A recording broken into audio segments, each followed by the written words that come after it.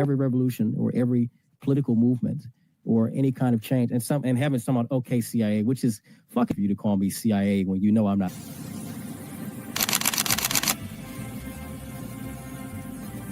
Everything was politicized. It was, oh, this is when we became the left versus the right. But both sides are trash. In COVID,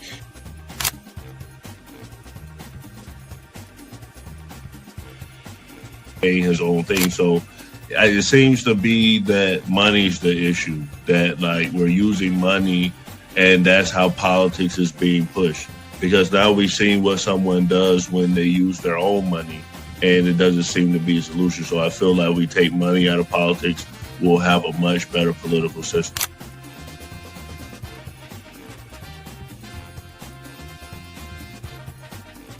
Politician, you think they're gonna come out and tell me the truth? They was lying to my mama.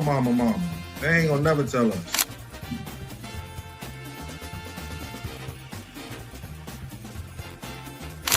So everybody, we look at certain things just because, oh, this happens in the hood or we see this every day.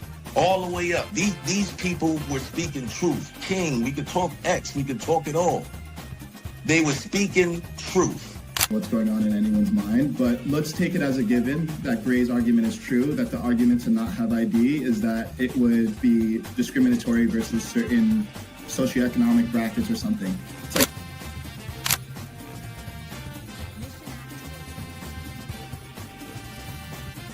like the world's greatest trial run of what people will do and what people won't do. And we are the only country on the planet that really fought against the government. A lot of it,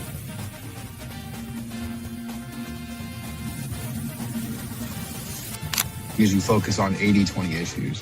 I'm looking at the Epstein issue as we have 80% of the information we need to prosecute these people that actually did anything, but you're focusing on the 20% trying to take down Donald Trump, which you're never going to get. So I'm going to keep sitting here with a smug-ass face on every single day. I'll explain.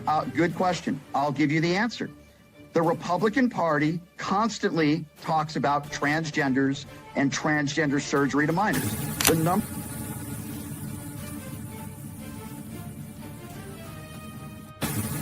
I'm mostly on the left, ideologically, but I don't associate with the Democrats because they're not ideologically on the left.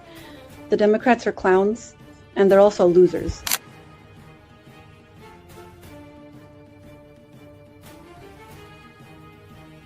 About to be any engaging conversation. It's not about to be any discourse about different political ideologies, what works and what doesn't. If that is the outcome, right? For example, I'm not gonna go and just put myself in the middle of a KKK rally. Verify me, I'm not fucking fed. They always do this. I'll say this, right? But they did the same thing to Nick. We've seen the video. They'll call people who are genuine and authentic feds because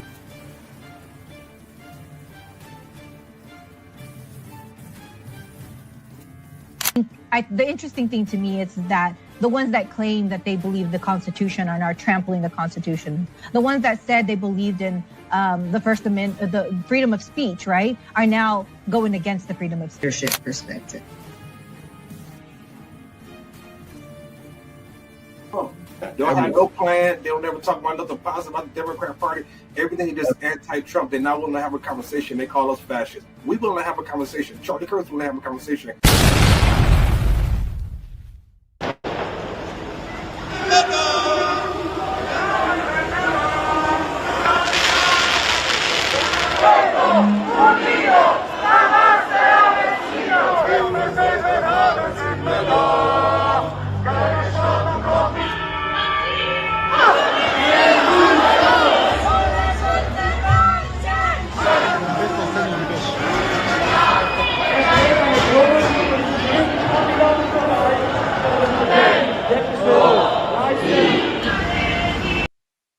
Returned to the Oval Office of Palestinians.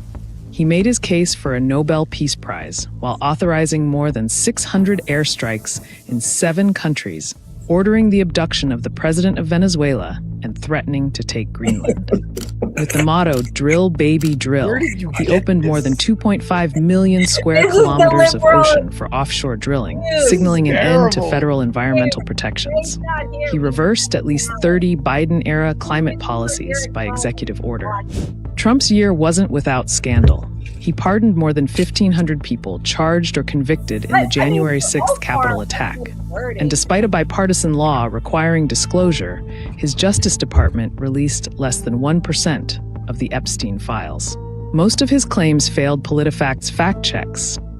Just as he completes the first year of his second term, 42% of Americans approve of his work, 5 points lower than at his inauguration. I don't believe but year it. 2 in office will...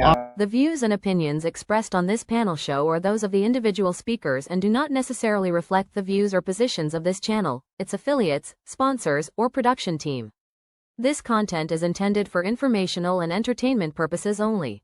Viewer discretion is advised. We encourage respectful dialogue and critical thinking around the topics discussed. Party. Why I like the new party? Number one, it's a group of people that's on a panel. We all have differences, but we all basically still come together at the end of the day.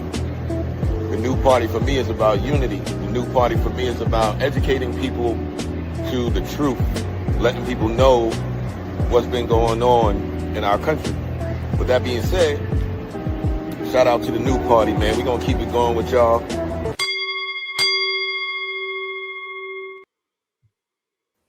Welcome to the new party. I'm Nora Christine. I'm Kamal. I'm Enzo. I'm Doc. It's Mia. And tonight on the new party, that clip, very first clip you guys saw was a summary of the backlash that Trump faced while he was overseas in Davos, Switzerland for the NATO conference that they had. And the second clip was facts, depending on how you look at it, of his first term. So, Enzo, is that everything you voted for? The propaganda? Yeah. I'm all for the propaganda that's going to be put out there. I mean, like, where do I begin with the bullshit that was stated? Talk about the Nobel Peace Prize, but he bombed 400 had like 400 strikes.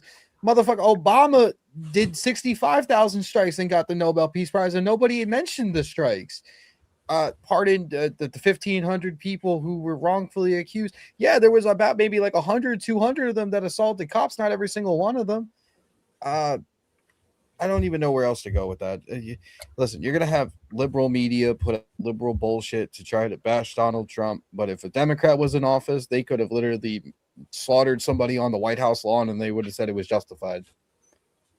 Well, he took a lot of heat this week in Davos. Let's listen to the Prime Minister of Canada and what he had to say about Trump and everything going on in the world. It seems that every day we're reminded that we live in an era of great power rivalry, that the rules-based order is fading, that the strong can do what they can and the weak must suffer what they must. And this aphorism of Thucydides is presented as inevitable, as the natural logic of international relations reasserting itself. And faced with this logic, there is a strong tendency for countries to go along to get along, to accommodate, to avoid trouble, to hope that compliance will buy safety. Well, it won't. So what are our options? In 1978, the Czech dissident Václav Havel, later president, wrote an essay called The Power of the Powerless. And in it, he asked a simple question: how did the communist system sustain itself? And his answer began with a greengrocer. Every morning, this shopkeeper places a sign in Oh my God, this guy is so boring. So you want to know something? A liberal friend of mine watches the show, and they're like, you got to see the clip from the Prime Minister of Canada. It's life-changing. And I'm like, okay, so I find the clip. He almost just put me to sleep. Kamal, what do you think? Did you hear anything he said? Not really. That shit was a snooze fest. But Enzo, bro, we got enemies in the chat, man. Shit, they going at you, going at me. God damn. Ryan, play nice now, bro.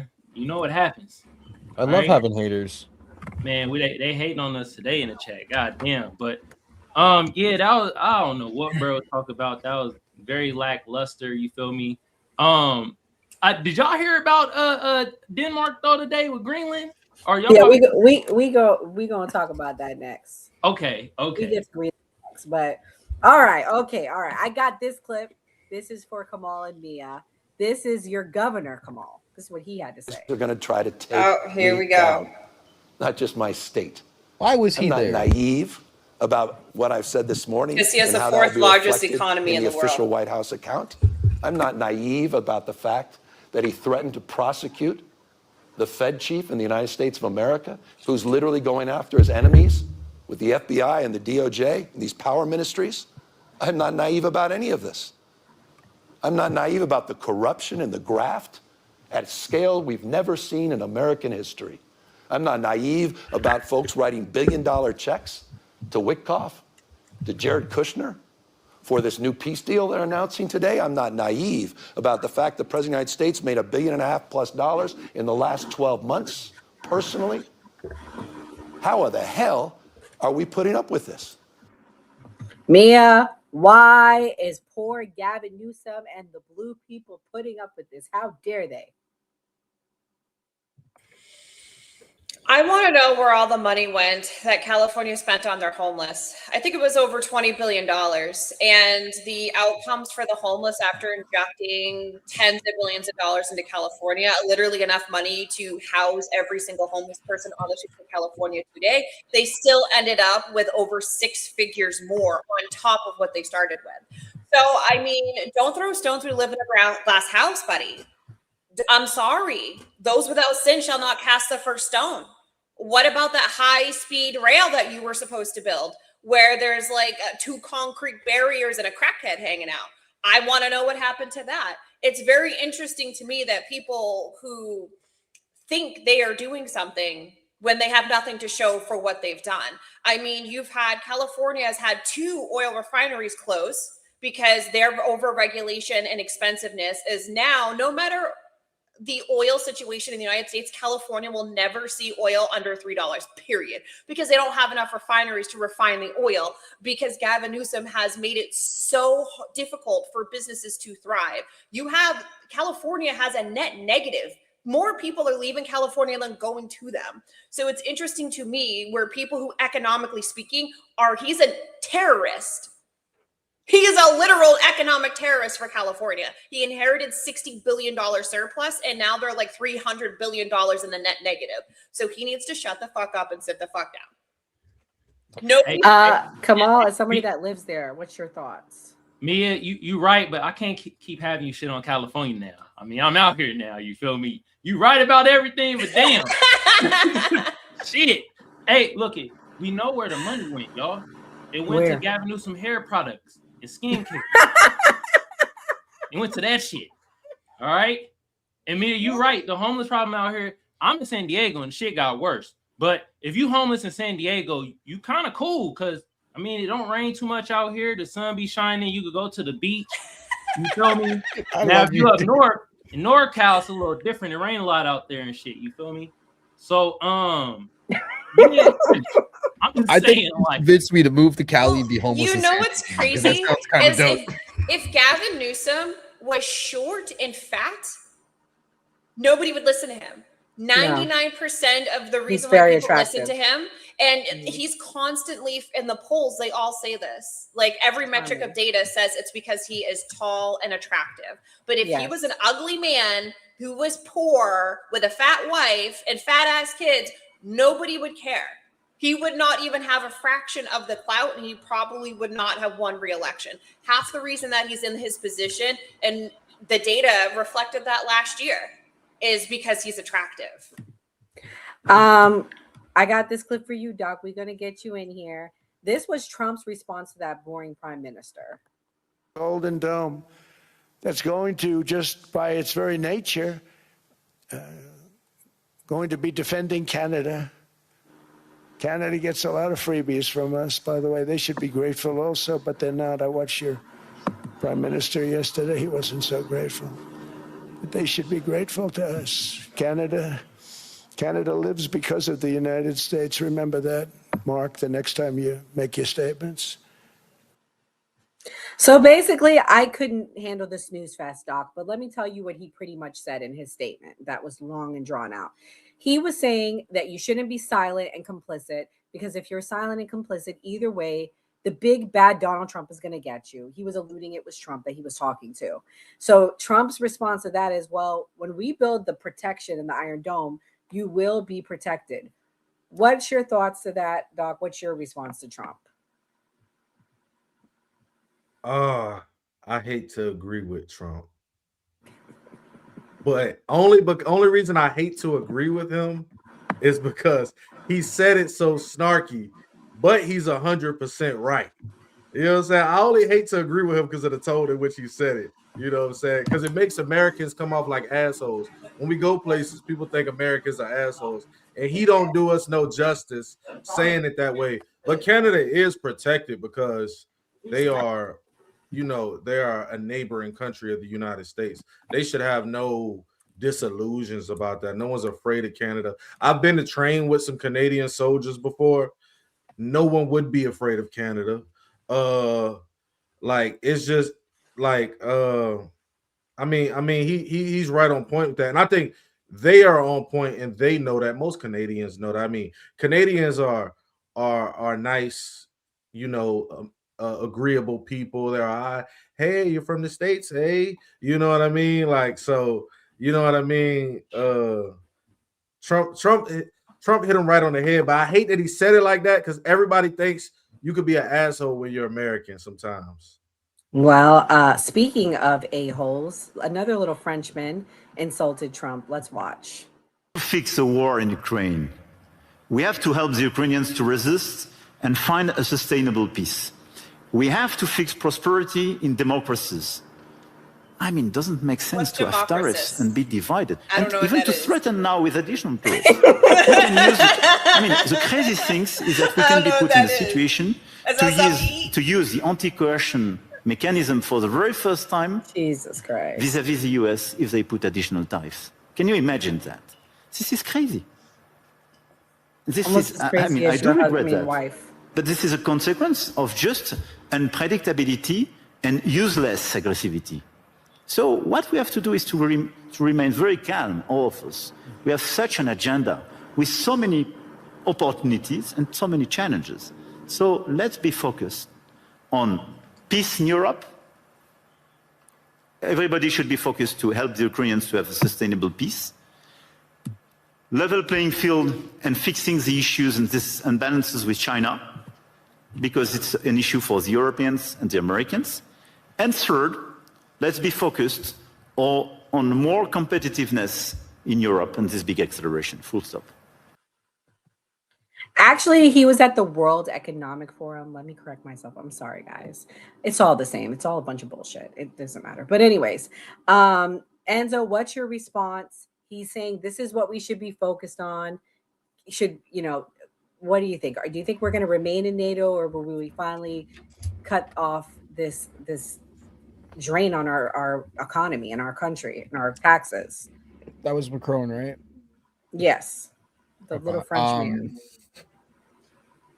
I think it's very, very tough talk that the French are saying that we need to back up Ukraine. When has the French ever really done anything after Napoleon? They've literally raised the white flag in every single war that they've ever been in. They've been bailed out of every single war. That anything after Napoleon or helping the United States in 1776, they have not been relevant on the world stage whatsoever. The only reason they're relevant is because they're a nuclear power right now. My humble opinion on NATO altogether, that is a relic of the Cold War past that should be dissolved altogether. There's no reason to have it whatsoever. The only country to ever invoke Article 5 was the United States after September 11th. But I mean, we could have handled Afghanistan by ourselves anyway. with the way that it all went down. And as you could see with 2003 as well, nobody really went in to help us. So I don't think we should be in NATO. I don't think we should be helping Ukraine whatsoever. I think the world should be having better ties with our adversaries, because if, Clinton didn't do what he did, Russia would not be our adversary for the last 30 years, and NATO did what they did. We wouldn't be in all these wars. And at the end of the day, Europe really just needs to abide by the United States. I'm sorry to say it like that, because if it wasn't for us, like Donald Trump said in his speech in Davos, they'd be speaking German and they'd be speaking Japanese, a little bit of Japanese right now if it wasn't for us. So. Exactly. Yeah, those are all very good points. The other thing that happened at the Economic Forum, let's see what the CEO of BlackRock had to say. That outside the United Nations, this is the largest gathering of global leadership of the post-COVID period of time. For many people, this meeting feels out of step with the moment. We hear all about the elites. And how does that play out in an age of populism? How does an established institution make a difference in an era of deep institutional mistrust? And there's some truth to the critique. I believe in this forum for a long time. I certainly wouldn't be leading this if I didn't believe that we can change and make the world better. But it's also obvious that the world now places far less trust in us to help shape what comes next. If the World Economic Forum is going to be useful going forward, it has to regain that trust. Mia, does the world trust the World Economic Forum? Why or why not? No. We all see it. It's a globalist agenda. The World Economic Forum is only looking out for the globalists. There's nothing redeeming. There's no redeeming qualities about the World Economic Forum. We knew the man that led the last World Economic Forum ended up getting arrested on charges. So, I mean, it's all just a corrupt scheme. And Larry Fink he runs BlackRock, which we can tie to all sorts of the world's atrocities. So why am I going to listen to what I would consider a literal demon walking on this planet who has ruined the United States plus other places to lead the charge and trying to get people to believe that they mean well? These are the same people that told us we should be eating bugs instead of beef. That having Yep.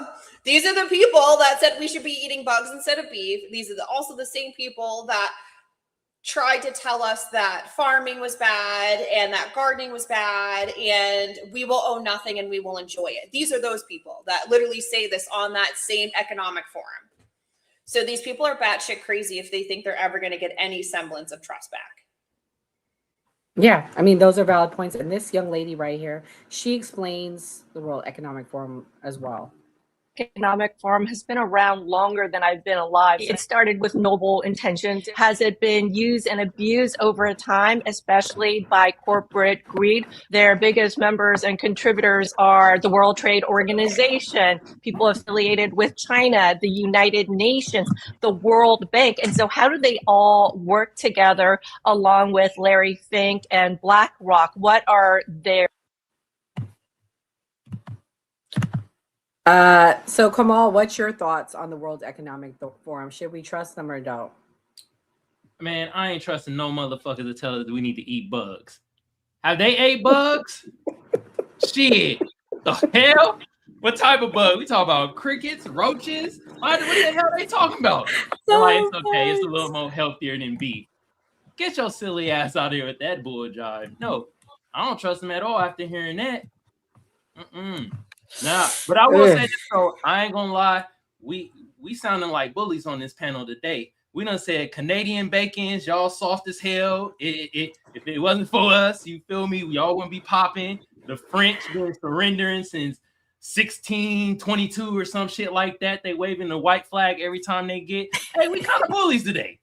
We the bully panel today. I dropped the link for Welcome the to bug America. eating in the main chat. So it's a real thing. I dropped the link for the bug eating on the YouTube main chat. So you guys can click on it and read it. I'm not making this shit up. World Economic Forum. I dropped the link. Well, also, people said that Trump was a bully this week. He's worked out a deal to buy Greenland. We're going to talk about it. We're going to shift gears to that. Piece of ice for world protection, and they won't give it. We've never asked for anything else, and we could have kept that piece of land, and we didn't. So they have a choice. You can say yes, and we will be very appreciative, or you can say no, and we will remember. So, Doc, thank you for your service. I can never say it enough. As someone that served in the armed forces, do you think Trump was being a bully with Greenland, or should we just take it? I think it's a little bit of he on a high. I think he realized how easy he removed someone from Venezuela, and he's on a high thinking that, like, you know, it would be as easy to take this property from someone else. Do I think they would beat us? Absolutely not. Is that something I would sacrifice my son to as well? Absolutely not. I know they have this notion that there's submarines going around Greenland and all of these things. We have the same technology. We have better technology than a lot of these countries. We're more than capable of defending ourselves. I don't think anyone's son needs to die. The country's been here forever. We never owned Greenland. So I think we would be fine. You know, we haven't owned it before. I think we'll be all right if we don't own it now. So I wouldn't have anyone else's son die for something pointless. Also because, I mean, none of them are going to go. None of them are going to volunteer. None of them are going to sign up. So they don't know what it looks like. And I think just after people have seen some of these shootings on cameras and stuff like that, I realized that American people don't know what it really looks like when it gets ugly, because a lot of that stuff is light. So when you see what it really looks like and it's really bad, and you see somebody, the copper plate in front of it, and it melts when it blows up, and it rips through the truck, and it rips someone in half, and you take them out of two parts, and all of the guts fall out. I think that'll be a different feel for the American people to see that on camera. You know what I mean? So, you know, I just think people have to think about that. Like, would you offer your son up for this cause? And I wouldn't, so I don't think we should. So we're going to talk about tonight, we're going to explain to the American people and our viewers why Greenland is or isn't important to be bought. So this clip right here, let's start with question. Nick Shirley went over there. Do they even want to be bought? Let's watch some of Nick Shirley.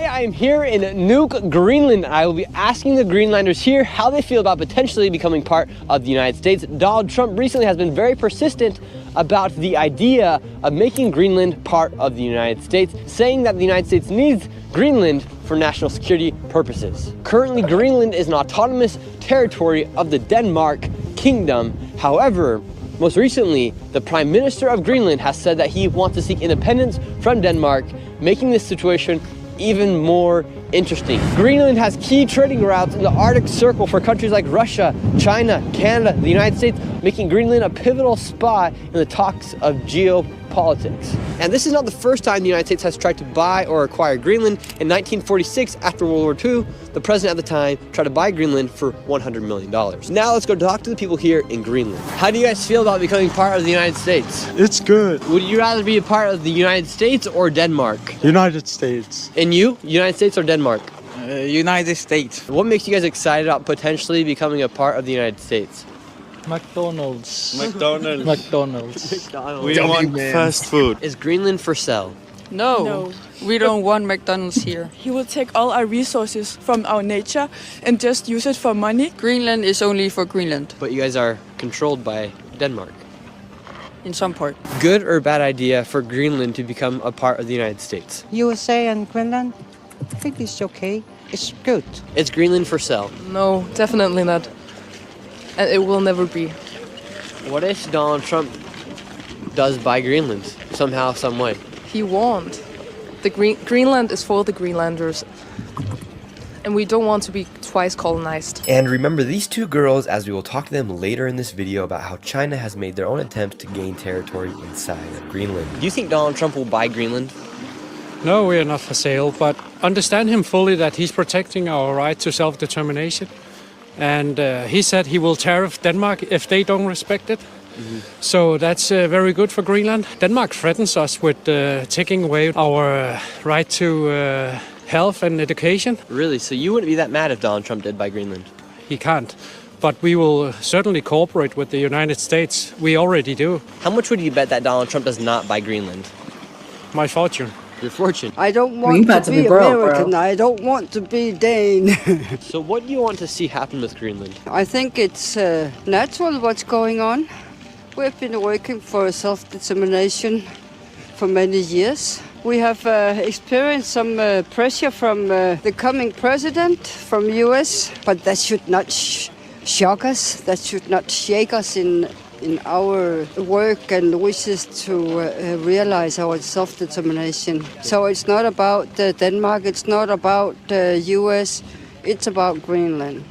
Our problem is that we are situated geopolitical in the middle of two big superpowers. Greenland could be looked at as a very vulnerable country, as there's only 57,000 citizens here. But it doesn't matter how few or how many we are. This is our country, and it has been, we have taken care of this long before any people could live here. Yeah. That's part of our heritage. All right, we're going to break up. This is a long clip. We'll play the rest of it, but I'm going to get Enzo in here. Enzo, why should we support getting Greenland? All right, so you can see I got my Make Greenland America hat on because it's cold as fuck. So why we should have Greenland?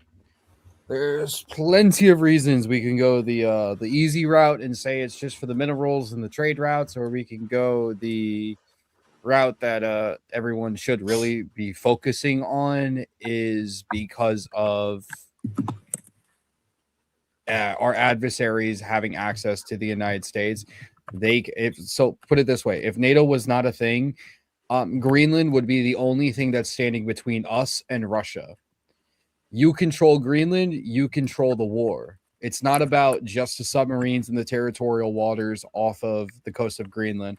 That's a part of it, but for us to go into World War III, or even we can look at it historically, look at World War II. Why did the United States win against the Japanese? Is because we owned so many islands in the Pacific. We had the logistics to keep that war going. The Japanese did not. That's why logistics wins wars, and by having Greenland as a part of us and having our bases there and having territorial control over those waters, we have a jump from there to the mainland of Europe, where the Russians would not. They would not be able to logistically hold and take on the United States at our home. This is the point that we're at in the world right now. Like I said before, if NATO didn't do what they did in the 90s with Russia and Putin, we would not be adversaries with Russia. They would not be arming themselves like they are to fight the United States, as well as with the help with China. We go into a major world war again. It's not going to be all these countries helping the United States. I'm sorry to say it. There's probably going to be like 3 countries that come to bat with the United States. The rest are going to fold within weeks to months. So this is just a major strategic part to get us to not be able to get to that point, as well as controlling the oil from Venezuela. This all falls into with each other to stop what China and Russia are trying to do for 27 and 29 by taking Taiwan, as well as their further advances into Ukraine or Russia, as they fear with the Russians. But that's a very good answer. And like, if anyone has questions and you want him to elaborate, please send a super chat. In the meantime, while y'all send in those super chats, we'll watch the rest of Nick Shirley's clip. And we have our rights. In the past 4 years, the United States has given over $200 billion to countries like Ukraine, Israel, whether that be through military aid or financial aid. $200 billion is a lot of money. So that goes to show that we have a lot of money. If Donald Trump were to offer you guys $5 billion, and you guys have 57,000 residents here, each resident would get around $100,000. Would you guys become United States citizens for $100,000? No, I think not. Not me. What do you think about Donald Trump wanting to buy Greenland? I think it's a joke. It is interesting as somebody who's from the United States because he did campaign on a lot of things, but he never brought up the idea of buying Greenland or taking over the Panama Canal, so it's kind of a new idea right now. Why do you think Donald Trump wants to take Greenland? I think it's only because of the base, Thule base, because he's afraid of somebody's going to use it if they're not. Would you feel more secure knowing that you have the largest military in the world, that being the United States? No. I don't want the military in Greenland. We don't have anything to do with war, and we will never have something to do with it. So are you worried that if Donald Trump does buy Greenland, war could... He cannot buy Greenland, I'm pretty sure. And what would happen if the military of the United States did show up here on your shores? What would the reaction be of the Greenlanders?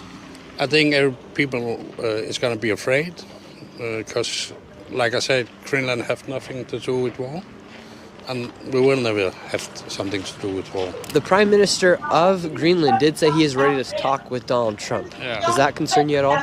Not at all, because he's only saying it so if they want to expand on the Thule, because it's already written that they can expand and do what they want up there. So I'm not afraid of that. Okay, so you're not afraid, even though your Prime Minister said he's ready to talk? No, I'm not afraid. Say the United States offered to buy Greenland for $5 billion. That would give you around $90,000 or upwards of $100,000. Would you become a United States citizen for $100,000? No, I wouldn't. How do you feel about the United States wanting to buy Greenland? It's ridiculous. And why do you think it's ridiculous? Because it's not for sale. What would it take for you to want to become a part of the United States? Nothing. And why wouldn't you want to become part of the United States? Maybe taxes, the healthcare system. Greenland is very interesting because you guys are in the Arctic Circle and you guys are the largest island in the world, and you guys have the bridge between the United States, Canada, and Russia. Yeah. So do you think Donald Trump wants to buy Greenland in preparations if there's a World War III to break out? Yeah, but the thing is, Greenland is a very peaceful place. I don't think it's fitting to get some weapons imported. Okay, so that'd be kind of your fear, is that if Donald Trump were to buy Greenland, it might cause some tensions here in Greenland. Joke's on them. We already have a base there, I'm pretty sure. Right, Mia? Yeah, so joke's on them. Mia, what do you think about everything you just heard? Should we make Greenland great again? I mean, it's pretty on par with them. A lot of them are native Greenlanders, whether they're descendants of like Inuits or whatnot. I mean, a lot of them don't want us there. And I mean, fair enough. However, I mean, it is what it is. They're too small to have much of a voice at this point in time. And the United States is the last superpower on the planet. And we're going to do what we want to do regardless.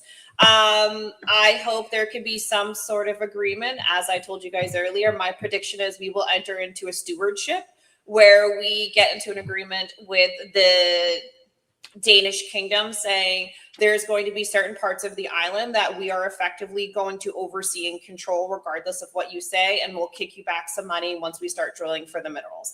That's how I think it's going to go down. And I think, unfortunately, Greenlanders don't have a pot to piss in and they don't have a voice, because at the end of the day, Greenland is still a territory of Denmark. Denmark controls all of their purse strings. They're the ones that enable them to have universal health care, any sort of pension benefits that they have, because Greenland's economy is so small and there's less than 60,000 people.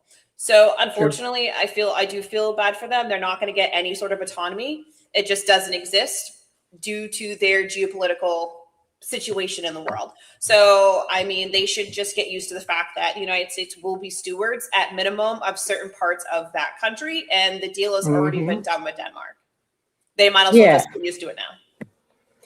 And this is a visual representation, because everybody's visual, why we should get Greenland. Don't cheat. Welcome, Kimberly. So now that we hear the explanation, do you understand why we need Greenland? Is it a picture painting for you, or are you confused now more than ever? No, that looks like a parody to me. What have you guys gone over so far? I'm sorry to be late. A lot. We're on Greenland right now. So it's not a parody. Basically everything that she pointed out on that board, 99% of that was actual fact. That's in reality. Like, you can look up the LaShark in 2019 that did catch fire, that we did lose, the buildup of the troops in Russia ever since the fall of the Soviet Union. That is all true. Kriegen, again, the one base that we've had, that the only place we can support our nuclear submarines.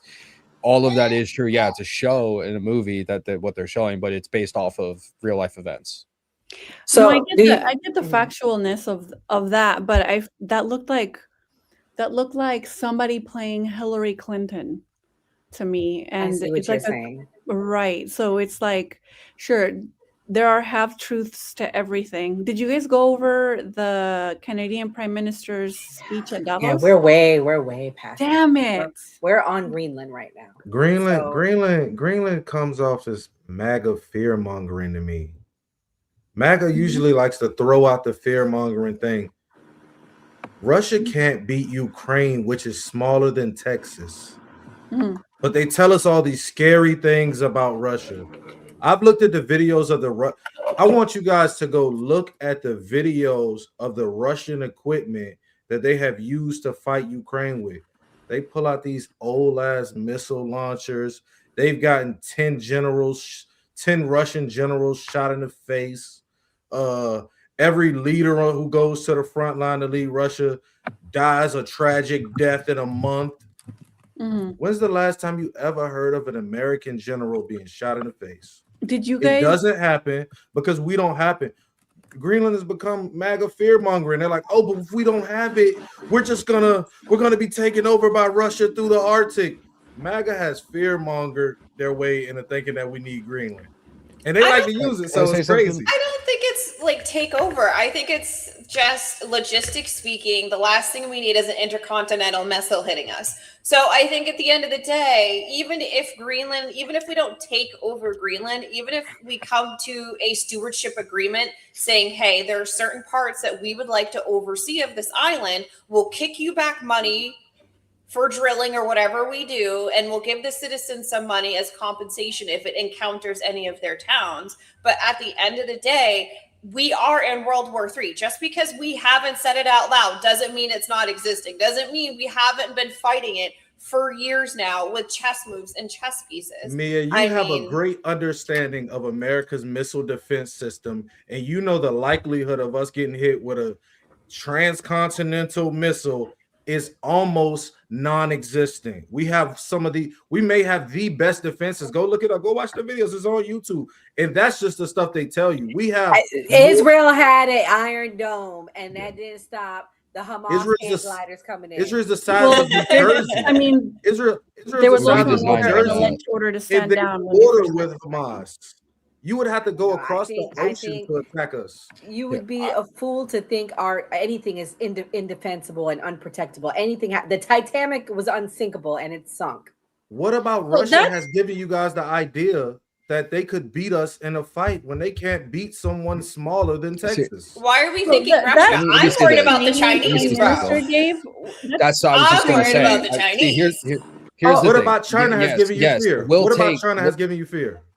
Hold on, I'll tell you. So yes, we can take Russia, but here's the thing: Russia has a madman as president who will hit that dead man switch and launch nuclear weapons at any cost. I don't want to go into war with Russia. I don't want to go into war with China. I'd rather beat them on the economic front. So again, we can go back to controlling the territorial waters of the trade in of Greenland as well. That's one way we can economically cripple Russia as well. Right, we'll never be going to war directly with Russia or China if we make these chess moves correctly. And here's the thing: we need both of it. We need to protect the Pacific and as well as the Atlantic, because if World War III pops off, you're going to have attacks from both fronts. If you control one of the fronts, you're going to win that war. We've seen this already. We've already done this before. We're experts in this. We're not going to fight a two-front war. We're at a disadvantage this time. We learned from World War II. So by doing this is the one step closer to us controlling that if it ever came down to it. It's not MAGA fear-mongering in the slightest, because this is things that I've been saying my entire life. That we need to get out of NATO, that we need to have control over our entire hemisphere the exact same way we have control basically over the entire Pacific right now. That's the only thing we really have control over, and that's how we'll combat China. Before people jump in, we need to give Kimberly a chance to speak. Kimberly, go ahead. Are we talking about Greenland? We passed Canada, girl. Meet us at Greenland. No, that's okay. Well, it's related because what's been going on in Davos, honestly, I ran like 3 lights to get here because it was this is so entertaining for me. Why even watch movies or TV shows like that stupid one you just put on right now? Sorry, whoever watches that show. But the Prime Minister of Canada basically called our bluff because Trump tacoed so hard on Greenland that he no longer has a penis where his genitalia is. It's a fucking taco now because of how he fucking tacoed on Greenland. Anytime the markets sway a little bit, he fucking chickens out. And the whole premise of the speech from the Prime Minister of Greenland is honestly like I'm wagging my tail. It was so beautiful. It's hard to believe that it's real life. Really, girl? We couldn't get through 1 minute of that shit. That shit he was basically just calling our bluff and saying that there is no world order based on rules because we hold ourselves and our friends to a different standard that we hold the rest of the world. And him saying that out loud is like, okay, the only people who really needed to hear that are Americans because Americans are the only ones with their head up so far up their ass that they think that US hegemony is eternal. It's not. People are already weaning off of the petrodollar. This whole idea that we need Greenland for oil or resources. Why do we need more oil or resources? To feed the war machine. And the whole so he was calling out the bluff of the illegal economic sanctions that we put on other countries, which we have, for example, on Cuba for over 70 years. And yes, it's also partly their doing, but us choking them out and impoverishing them and what we do to Venezuela and how we did with Syria and how we're trying to do with Iran, because the only reason that their economy completely crashed in December was because Donald Trump enforced and strengthened those economic sanctions that they already had on Iran existingly right now. So back to Greenland, which actually had a lot to do with the speech from the Prime Minister of Canada. Honestly, I don't know what obviously, I think all countries are self-interested, but that speech is so groundbreaking to me. Like, it's like, I'm telling you, it's like we're watching a freaking movie because he's basically calling Americans bluff. And it's really hard to believe that we don't see it because the next time I hear somebody say that we're going to save Iran because we need to bring democracy to Iran, give me a break. That is such bullshit because that's the only standard that the United States gives themselves. And I said this during the 2020 election. I thought Donald Trump was going to win. And I said, the only silver lining that I see to Donald Trump winning is the accelerationist theory that everything needs to get worse before it gets better. And we're seeing it now with this second Trump administration because he is so fucking insane. And he is so fucking moronic that the Prime Minister of Canada, literally a fucking banker and a centrist and a Harvard alumni, not a fucking working class hero, called our motherfucking bluff. And Donald Trump's response to that was so childish and so stupid. He was like, Canada better be quiet because we give them, oh my God, I never thought I would say this, but I miss Barack Obama. I think he's the worst president of my lifetime.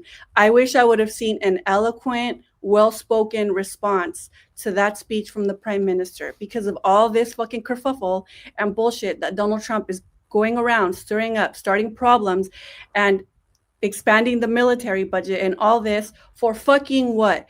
U.S. hegemony is not eternal. And we can't just go around saying or blaming other countries that Russia's bad and Iran is bad and North Korea is bad. We're the fucking worst.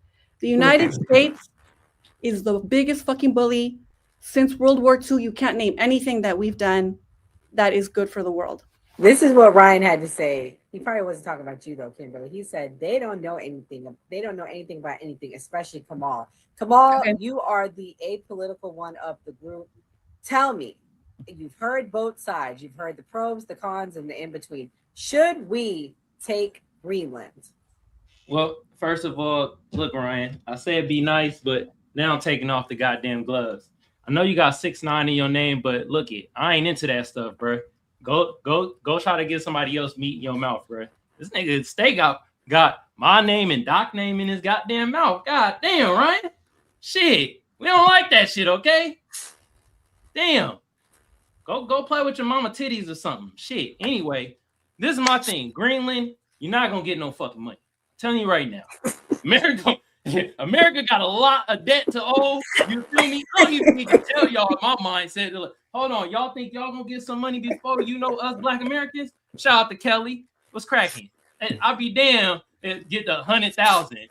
F all that, you feel me? But I do get both sides, you feel me? Because Doc does make a great point. It ain't gonna be us going into the wars and shit like that. It's gonna be his son and shit. Or the people that are old enough to get drafted, they're gonna be the ones fighting the war and shit, and we're gonna be in our comfortable houses and shit. So I do get what Doc is saying with that. But I also get what Enzo's saying, you feel me? This is a prime piece of land for us to win the fucking war if it is in World War III. Okay? And I don't know. I ain't trying to lose. God damn it, I don't want to speak no goddamn Chinese. What the fuck? I don't Or Russian. You feel me? You feel me? I just said hello to y'all. All right, you're Russian. All right, but I'm just saying. You feel me? I want America to win because that motherfucker owe me some money. Okay, and I'm telling you right now, Greenland people, if y'all anywhere from Greenland listening and stuff like that, America ain't gonna pay y'all.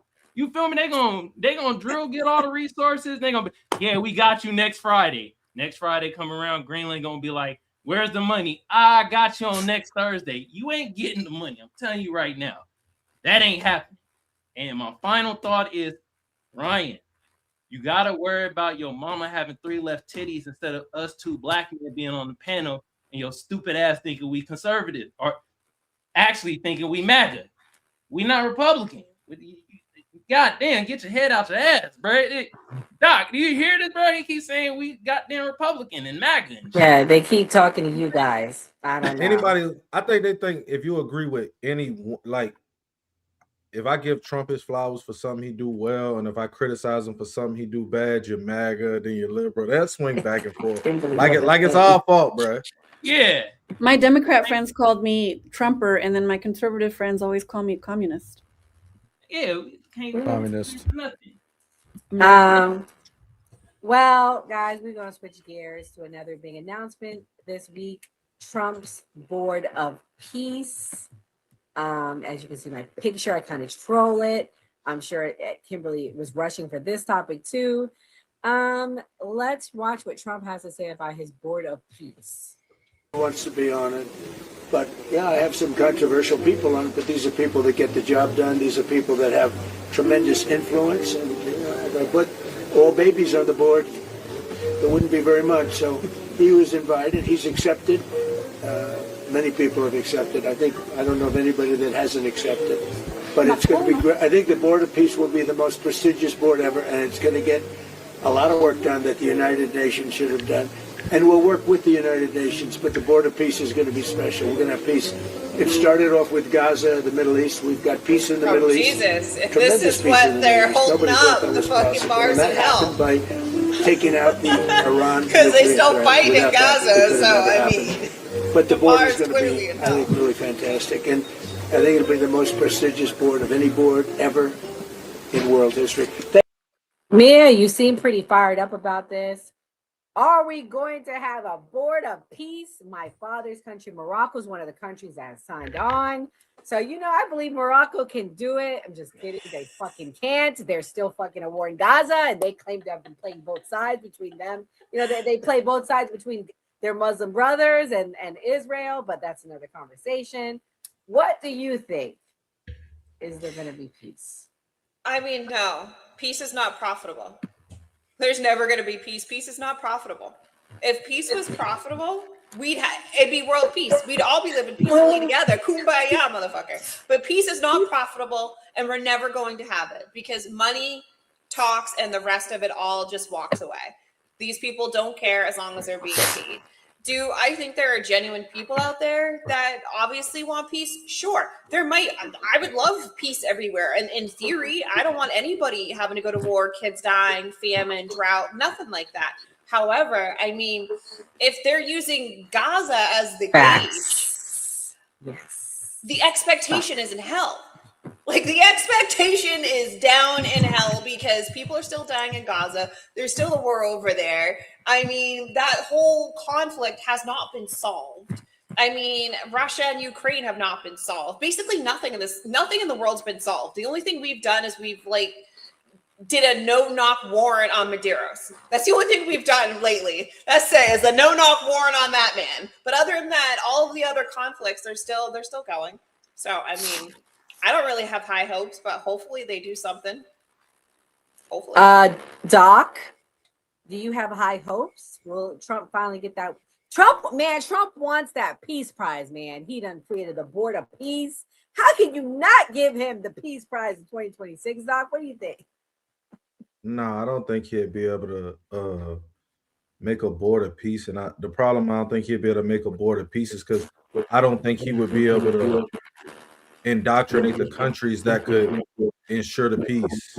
So I don't think he could get those countries who have that influence to sign on because most of those countries see themselves as the top dog. So who's gonna, no one's gonna want to capitulate. You know what I mean? So I don't think it'd be possible.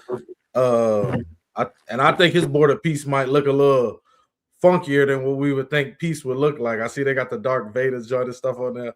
I think the ideal is a good idea that he wants to, bring something new because, all those old alliances and stuff, they aren't really serving us well. But I just don't think that this will come to fruition, at least not in his time in office. Yeah, so let's watch his son-in-law, Jared Kushner. Let's see what he has to say about this peace that he's going to help with the Middle East. A master plan. We brought in, I think, Yakir Gabay, who's one of the most successful real estate developers and brilliant people I know. He's volunteered to do this, not for profit, really because of his heart. He wants to do this. And we've developed ways to redevelop Gaza. Gaza, as President Trump's been saying, has amazing potential. And this is for the people of Gaza. We've developed it into zones. In the beginning, we were toying with the idea of saying, let's build a free zone, and then we have a Hamas zone. And then we said, you know what, let's just plan for catastrophic success. Hamas signed a deal to demilitarize. That is what we are going to enforce. People ask us what our plan B is. We do not have a plan B. We have a plan. We signed an agreement. We are all committed to making that agreement work. There's a master plan. We'll be doing it in phasing. In the Middle East, they build cities like this in 2-3 million people. They build this in 3 years. And so stuff like this is very doable if we make it happen. Rafah will start with. This will show a lot of workforce housing. We think this could be done in 2-3 years. We've already started removing the rubble and doing some of the demolition. And then New Gaza. It could be a hope. It could be a destination, have a lot of industry, and really be a place that the people there can thrive, have great employment. Once this starts going, we think there should be 100% full employment and opportunity for everybody there. And we have a lot of data on what can be, but we think that this really gives the Gazan people an opportunity to live their aspirations. But it all starts with security, and it all starts with governance.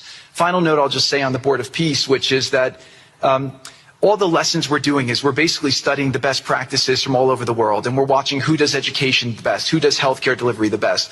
All of these things it's not secret IP. All this is IP that the Board of Peace is going to make public, and we want to encourage all the countries to be able to follow these best practices. A lot of the things that President Trump is doing in America, if they're working, we should all be copying them. If we find what's working in other countries, we should be copying them too. And so what the Board of Peace will have the ability to do if we're successful with Gaza is really show how do you do peace implementation, which is something that when we got this deal done, we didn't really find too much expertise or know-how on how to do it. So as we're creating this system, hopefully it's something that we can just document these learnings and make them available to all else who want to use them in the future.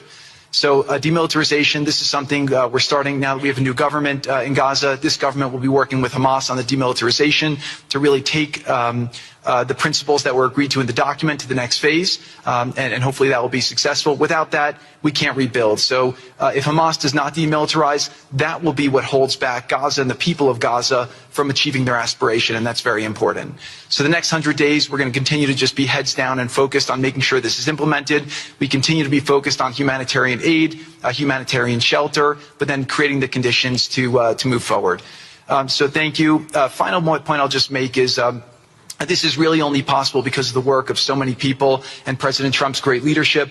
But a lot of you have been asking, how can we help? So the countries have all been incredibly generous. We'll be doing the first conference where we'll announce a lot of the contributions that will be made in a couple weeks in Washington. From the private sector, there'll be amazing investment opportunities. I know it's a little risky to be investing in a place like this, but we need you to come, take faith, invest in the people, try to be a part of it. And then finally, I'll just talk to people on the media and on the social media, which is this deal only happened because we worked with Israel, we worked with Turkey, we worked with Qatar, we worked with Saudi, we worked with Egypt. I mean, everyone worked together. We worked with UAE. We all worked together to make this happen.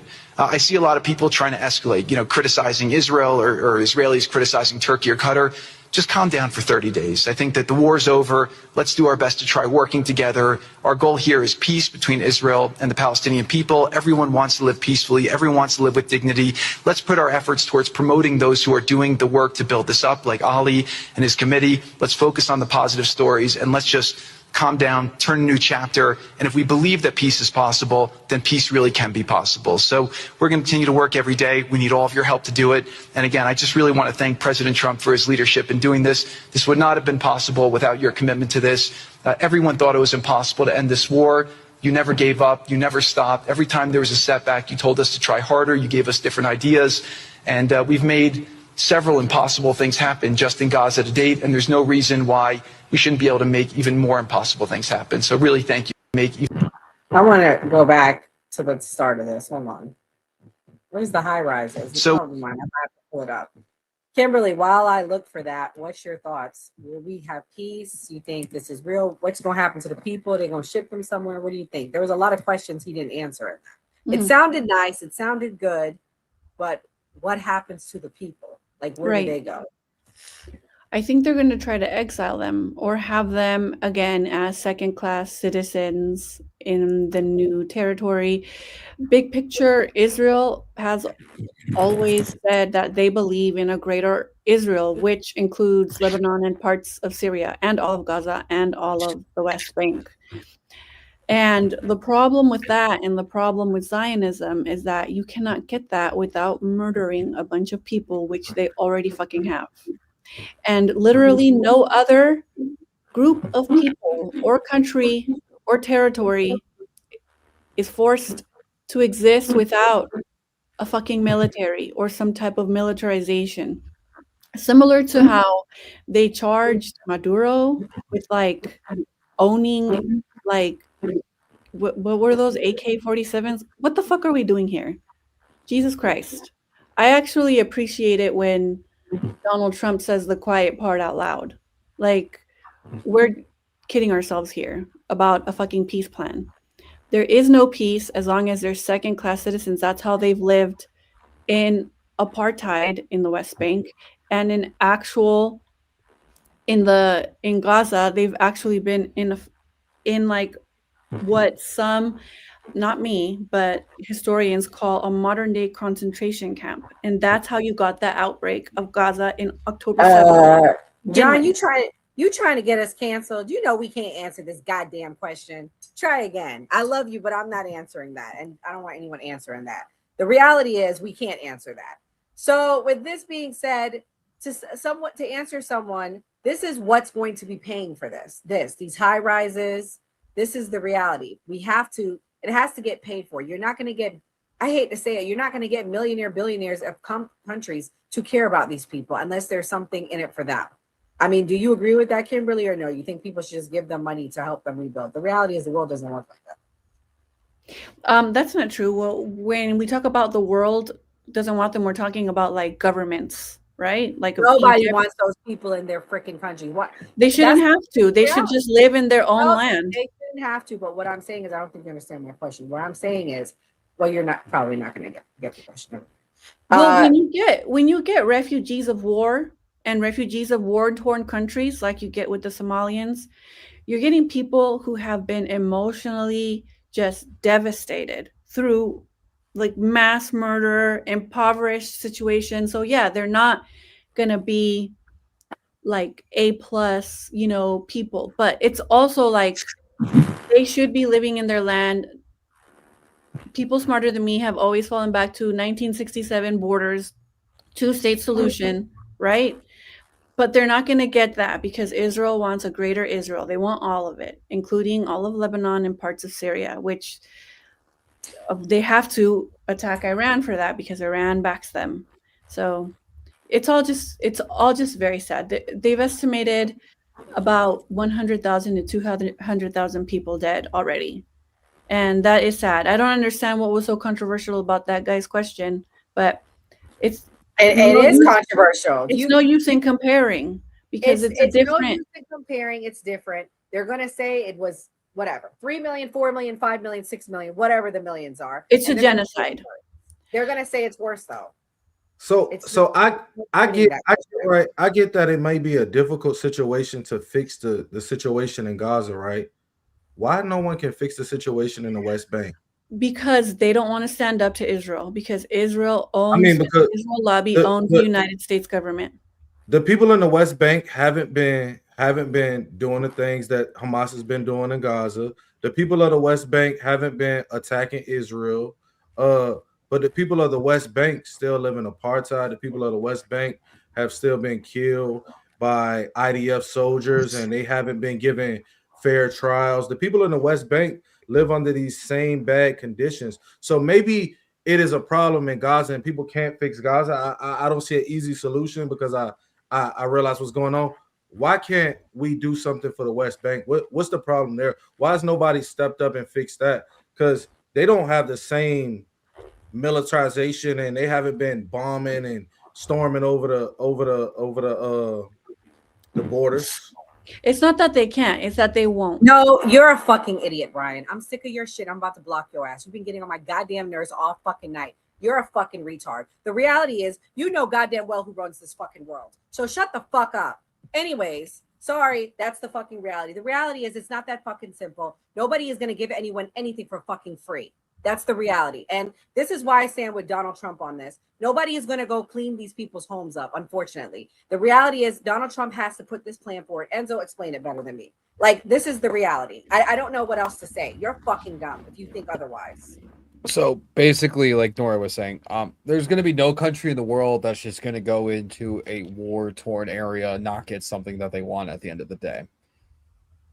We've done this time in and time out. Look at what happened after World War I and World War II, the two most destructive wars in the entire fucking world.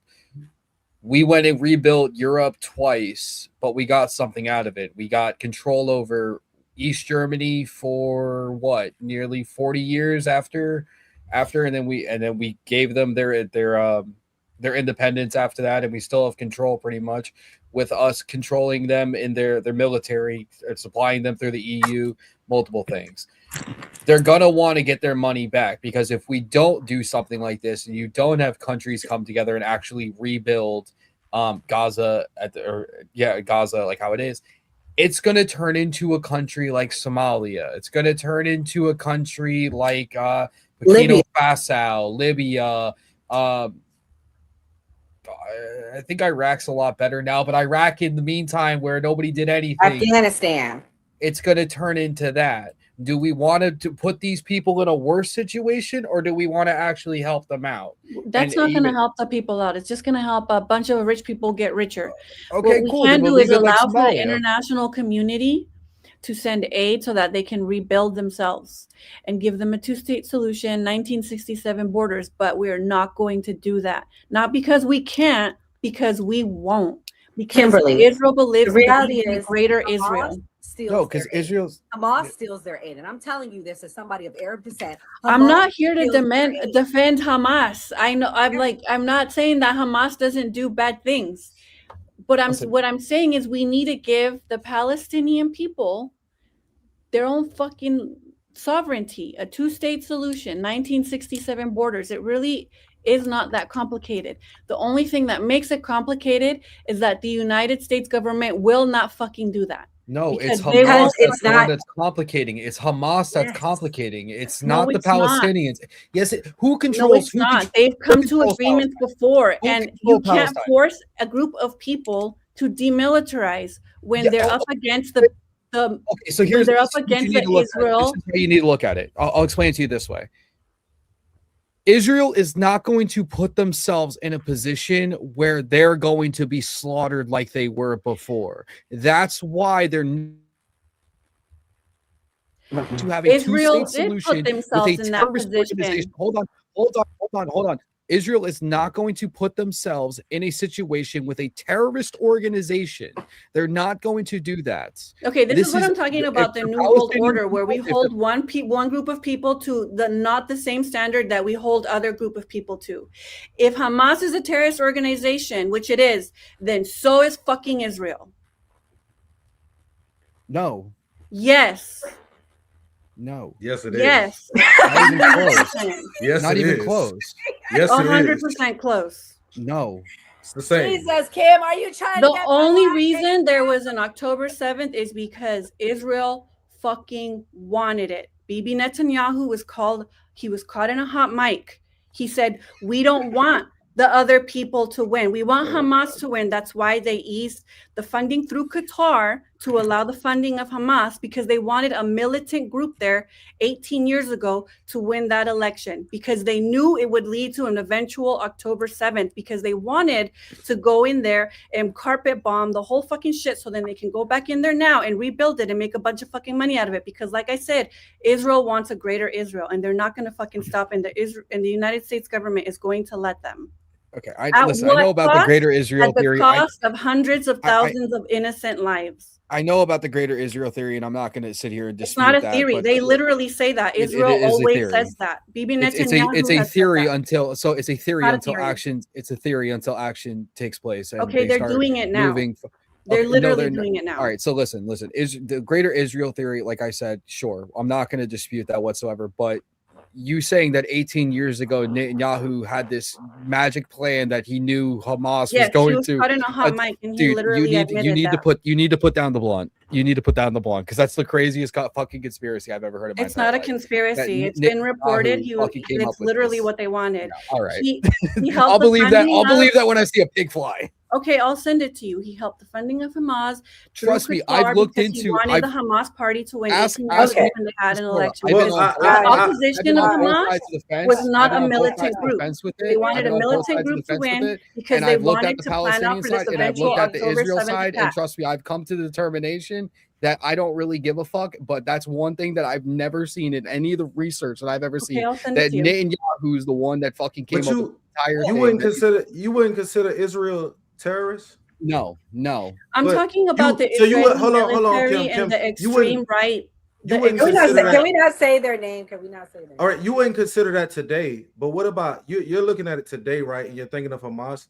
What about when the first Intifada happened, when the second Intifada happened? I think you're fast forwarding and you're looking at through a lens of today. What about when these people I know already had this land? These people already had this land, and these people came in who weren't from here and stole this land, and we fought about it. You would consider these people what if we already have a country? Colonizers? No, because they didn't win. Yes, These because people didn't every win. single. So France didn't win a lot of the wars where they tried to colonize countries. Does that make them terrorists? No. Same thing with America. Does that make them terrorists? No. Because let's talk about Vietnam. We went to Vietnam. depends Does that on the make us lens. Vietnams because we didn't win there? No. It makes no. The argument is never going to make sense, Doc, because they What I'm didn't saying win. is- doesn't make them a terrorist. I know the What do history you think the of people Israel. think? What do you think the people think? You don't think People, that. you over listen, there. They think I've been, so I know that's fine. That's fine. what they think. Here's what I'll say. Everyone has an opinion, just like they have an asshole. It doesn't mean anything. I don't care what the people's opinions are. Everybody don't- calls a T group. Everybody calls this a T group, that a T group. In the world that we are right now, everyone wants a boogeyman in the world, and everyone's gonna blame Israel because what's going on in Gaza for 100,000 people that have fucking died. War is war. I'm sorry, I don't really give a fuck. They're not a terrorist organization. They're not a terrorist country. It's easy to say that. I think you got to go scrap it up and figure out if war is war. See, it's easy to war say is war. Okay, because here's not. the thing. Here's the thing. You got to go scrap it on and find out. No, it's not. It's not. It's easy to say that on the bike. We don't have people fighting. Go then scrap me your boots and say war is war. It's that's different. And hold on, it's different. Listen, it's different when you not know different. what it looks like. No, it's not yes, different because if we didn't have different. people fighting for us, then we would have to fight different. on our own land. No, it's not. War It is war. I think That's why think I got a question for Doc. Hold on. Doc, somebody that's actually seen war. Did you see children? As many children? Did you see a lot of children getting unalived in Iraq when you went to Iraq? Was it men, children? So it was a lot of children. So war is war then. Because the whole argument for why people say this is different in Gaza is over half of the population is children. Why I tell you that when people say war is war, they don't realize certain things about war, because just like when you see those videos and you say and it makes you grab, you got to magnify that by 1,000,000. You know what I mean? And people don't realize that when someone comes, we use these ideas of T groups and this. Those are just those people's government. And they look at us in the same light when we come because they don't believe what we believe. And I believe in the greatness of America, and I'll fight and I'll die for it. And I'll go over here and I'll do whatever it is that it takes because my kids going to live here forever and I ain't going nowhere else. But they believe the same thing we believe, just through the opposite lens. So when you see it like that, it's the same thing. People who just never been, they can't realize. I can respect it because he gonna get up and scrap it up the same way to go defend his country and defend what he got, the same way I gotta go over here and take it to him. You feel me? So I think people, when you do it, you realize it. Also, somebody wrote in the chat, that's not true. The average population is 25. No, that's not true. Gaza has a very young population. 44% of the population is 0 to 14 years old. 44%. That is almost half. 15 to 24 years old is 21%. So 65% of the population is under the age of 25. That's my point I'm making. That's the difference about this. That's why people are very triggered by this war. Again, war is war. The reality is nobody does anything for anyone for free. And then I'm gonna let Mia have the last word and we're moving on. I mean, wow, this is a very, very hot topic I see for everybody. It's a very hot topic, but I mean, in a perfect world, there would be a two-state solution. However, in reality, in the real world, Palestinians are just going to be ethnically cleansed at this point in time. And if they ever make it to having some sort of city in Gaza and it's beautiful, they will be redlined and they will be in ghettos. If you think rich elite motherfuckers want Palestinians who they view lower than dirt in the same apartment complexes and condos as them, these are the poorest of the poorest of the poor in the world. So even if they do get to stay in Gaza, they will absolutely be redlined and they will be in modern day ghettos. So either way, they're not getting anything out of this deal. And unfortunately, that's the reality of it. There will never be a two-state solution. Israel is going to get what they want regardless because they have the backing of all of the money. They control all the cards and they just control the world at this point in time. There's no point in even getting upset by it. It sucks for Palestinians, but at the end of the day, it is what it is. They're just going to have, unfortunately, it wouldn't surprise me in 25 years if we didn't have any Palestinians left because Israel wants what they want and they're going to get what they get. And that's the fact. And that's why I said, for me, where I'm at, is at least some of them will be able to live and work there. I mean, that's where I'm at. That's the acceptance of where I'm at on this situation. And don't give me a lecture in the chat that I don't care. I deeply care. I cried when this first came out in January, but I saw the writing on the wall, and where I'm at is I want some of them to at least remain. Kamal, what do you think? I know you're probably not going to, how much to say you hate this topic. I surely don't. Where the fuck the popcorn? All right. We're moving on. You're gonna talk. Yeah. You're gonna talk a lot on this topic.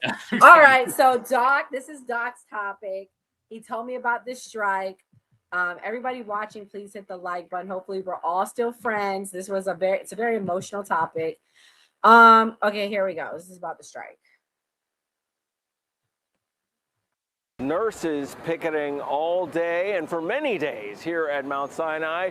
On Wednesday evening, moved to New York Presbyterian Hospital across town for a candlelight vigil to prepare for negotiations set for Thursday. And nurses saying it's not a day too soon. For 10 days. Nothing standing side by side. Chants, the honking, and all the noise making has continued, but the prospect now, possibly a major one, is day 11, Thursday. It's a glimmer of hope. It's light at the end of the tunnel. Danya Munoz, a nurse practitioner, is on the executive committee of the New York State Nurses Association, or NYSNA, the nurses union.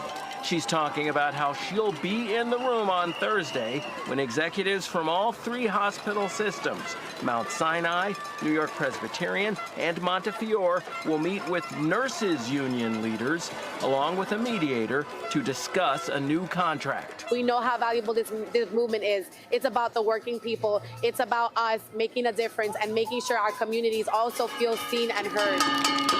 The nurses say they want to make sure their health insurance packages don't get scaled back and that they get increases in safety at their hospitals as well as higher pay. And now that the strike has worn on for a week and a half, they're feeling it. We're not getting paid throughout the strike. We don't have health insurance throughout the strike, so most of us have no wages, no health insurance. Nurses have been applying for unemployment. That may have been a factor, suddenly adding nearly 15,000 people to the unemployment benefit rolls is a sizable hit to the state, the nurses say. And the nurses union saying that big hit to unemployment benefits may have helped to motivate Governor Kathy Hochul to work with Mayor Zohran Mamdani to get the hospitals to the negotiating table. Meanwhile, New York Presbyterian confirming it intends to be at the table. Look, you got an and award. is I got working the with number a mediator 2. to figure out an exact place and time for Thursday. We will certainly be all over this as usual with updates right up to the minute. All right, Kamal, I need you to go clown some people in the chat, but also to respond to that clip. Is the New York City strike coming to a city near you, and do you support them? Nah, I don't need to clown nothing, man. Y'all the one got Ryan Bussy hurting. Shit. Yeah, Bussy hurt. Ain't even butt hurt. He Bussy hurt. He like, God, I hate all you niggas on the panel. Except for Kimberly. Kimberly, give your cash app. You got people that's going to give you money. Oh, I did. I made a cash app. Yes. Send your cash out in the chat. Send it. Maybe hey, Ryan, you like Kimberly? Cash app. Goddamn. Yes, I did it. Okay. I'll send it right here. Apparently, I already had one, so I had to put a 1 next to my name, so it's my name and the number 1. Okay. Ryan sounds like a trick. He's like, don't have kids, Mia. And it's like, too bad, dude. My oldest is about to be 16. He's about to be on the streets running you over. So you better believe. Ryan, better make sure you put your money where your mouth is. Make sure you say your $2 because that's all you probably have. Seem like a broke mom. Damn. Speaking of money where your mouth is, hey, yeah, pay our nurses more. They need to pay nurses, teachers, all that shit. Pay them more, you feel me? It's kind of sad to see this shit, though, to be honest. Like, nurses have to strike so they can have better health care. Don't that sound silly, y'all? They working in the hospital, but they health care shitty. They can't afford to be in their own hospital they work in. That is crazy. That's absurd. You know? I mean, but hey, I don't know how long else they're gonna be striking for, you feel me? Because once them bills start piling up, I think these corporations be knowing that shit too. Like they could play the long game with a lot of stuff.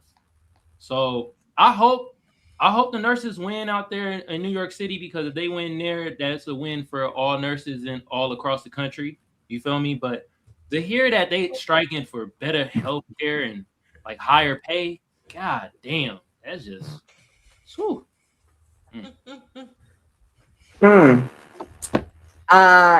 Doc, what's your thoughts? You brought this story to me. Is there anything that you want to add that the story didn't touch on? Shout out to one of my best friends, Shauna. She's a nurse at Mount Sinai, so she's on strike. She's out there too. She probably somewhere in the chat. Shauna, you don't have to respond because they have a filter and they probably will filter out your comments because I know your type of language. Nurses being on strike, and she was explaining it to me. Their healthcare would have increased so much, like for them to afford it without them getting a raise, that it will become like to a point where they almost wouldn't be able to live and pay this, which is crazy because they live, they work in a hospital. I wish Shauna would have put her Cash App in the chat because she hit me the other day. But that's my dog. I love you, girl. And I just think it's hard because my friend, she went to school. She worked during the daytime. She went to school at night. She slaved. I know she went a long time trying to get, her license to be a nurse, to be an RN, and she worked really hard for it. So it's a shame to see it. A lot of these women work really hard. They have families. Some of them are single moms, and they're out here and they're just fighting for equality. So, or fighting for what they deserve, actually, because healthcare is one of the hardest jobs. When we had COVID, it's one of the few jobs that people actually still had to go do. I know Mia's in healthcare, so shout out to Mia. They have a hard job, and no matter what happens in the world, a lot of these healthcare people are still going to go to work no matter what. So I hate to see it for them. And so you guys know, to add what wasn't in that video, there's 15,000 nurses. They walked off. They've been off the job since January 12th. This is the largest nurse strike in New York City history. They're from the Mount Sinai, like you named, New York Presbyterian, and Montefiore Medical Center. Also, the reason why they're striking is due to key demands of safe staffing ratios, protections against workplace violence, preservation and funding of healthcare benefits, pay increases, and improved working conditions. They are still now they're finally starting to start the negotiations up. This clip right here breaks it down, and then I'll let Mia explain because she's a nurse. What up, Nurse Gang? We are headed down to NYC. This is the biggest story I've ever come across or had put in my lap in the 5 years of doing this. Remember, I just posted that last video and I said there's something fraudulent going on in NYC. The strike company VCP sent out something in payroll saying we've had a fraudulent number of timesheets, people that are not working with our company. So we have to go through these, and make sure these payroll slips are valid. Come to find out, remember I said I don't think nurses are, for a couple of $1,000s, that are real nurses are willing to submit fraudulent slips. How would they even get access to this company's system? It didn't make no sense. How would they have access to all this company stuff? It just didn't make any sense. Why is it somebody that works for the company themselves? Nurse hits me up and is like, they gathered my information. I'm not even there. They told me they didn't need me for the contract. I'm in a whole nother state, in Florida somewhere. And the NICU manager is emailing me saying, oh, we want to do a couple of questions before you come on. She's like, I'm not coming on. What do you mean? He said, oh, they told me you signed a contract. This was on the 10th. She's like, no, I didn't. Something prompted her to go look in the system. They had her in there as working since the 1st of January. Then she's in a group chat with 17 nurses in one, 15 nurses in the other, all saying, what is going on? We never went to work. Are we getting a schedule? Are we getting sent home? The guy who's working at the company is back and forth in there with them like, I got to see, I don't really know. They captured all these nurses' information. Don't have any of them working, saying that they're probably not going to pay them, and telling them, you better not show up at the hospital. Don't step foot in that hospital. So they basically, seems like, just got nurses there, gathered their information, got them to orientation, and have dummy accounts set up for everyone, and they're skimming. And they even have some nurses that didn't even get to orientation.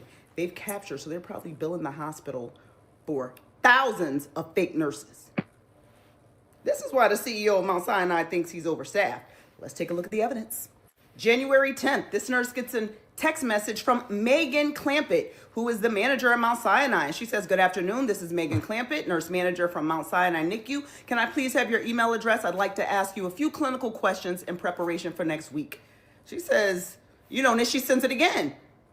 Friendly reminder, send me your email. The lady says, good night, Megan. I apologize for delayed response. I haven't been offered a position with VCP for the upcoming strike. I've reached out several times expressing my availability. Sorry for the confusion. I'm certain you guys in VCP are overwhelmed with the situation. She said, that's so odd. I received your name and number from VCP, but I suppose you didn't sign a contract? She said, no, they haven't sent me one. She said, okay, thank you. That prompted her to go look back in that VCP portal that she forgot about because she's not going. They told her she didn't get in. They got her in there for a full, look at the schedule. VCP Hospital, Mount Sinai, NICU 3, from 7 a.m. to 9 p.m. from the 1st all the way down to the 28th. Then she goes and look and say, well, maybe it's it was just put in there. Status, active, days remaining 11, 1.5 weeks, started the 1st, end date the 28th. This woman is in Florida. So now the man tells everybody in these group chats, all these nurses, that the hospital decided not to go forward with any of you from this hotel group. It's unfortunate. We don't agree with them, but we're not sure we're going to pay you the 60 hours. Nurse is like, can we see the email? How long is it going to take for them to compensate us? Like, they don't know what is going on. And then he said, sorry for the lateness of the text. I spoke with the hospital and they decided that anyone who went to orientation cannot come to any of the hospitals tomorrow. If you do, it will permanently ruin your chances of employment at the hospital. So please take the day off. To reiterate, if you went to orientation yesterday, you are to stay at home today. This is for everybody who went to orientation yesterday. Thank you. Yeah, after they went to orientation, you already have them checked in as employees. Huh? And you're going to steal all their info.